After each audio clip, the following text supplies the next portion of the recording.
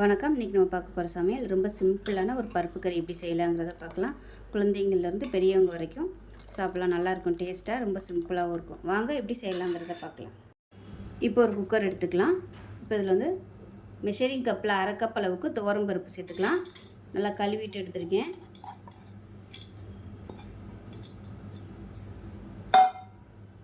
இப்போ இதில் ஒரு 6 பல் பூண்டு சேர்த்துக்கலாம்.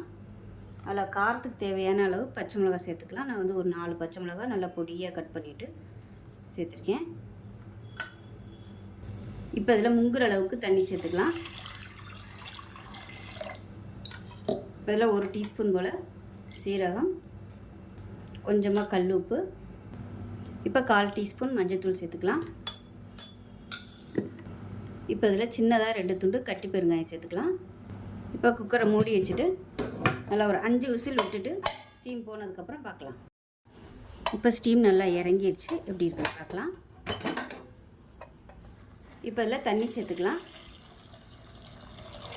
தண்ணி சேர்த்துட்டு நல்லா கொதிக்கட்டும்.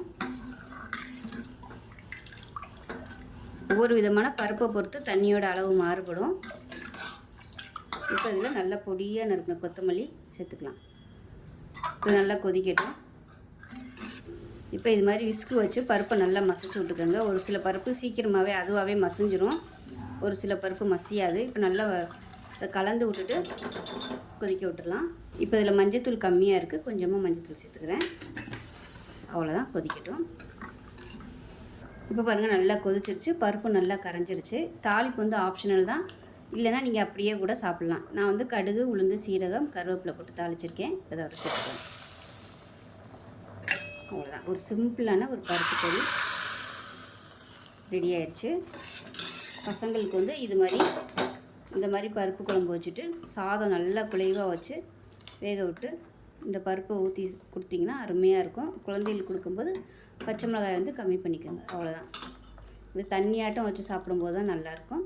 செஞ்சு பாருங்கள். செஞ்சு பார்த்துட்டு எப்படி இருந்துச்சுங்கிறத சொல்லுங்கள். வீடியோ பிடிச்சுன்னா லைக் பண்ணுங்கள், கமெண்ட் பண்ணுங்கள், சேனலை சப்ஸ்கிரைப் பண்ணுங்கள், பக்கத்தில் பெல் பட்டனையும் ப்ரெஸ் பண்ணுங்கள். நன்றி.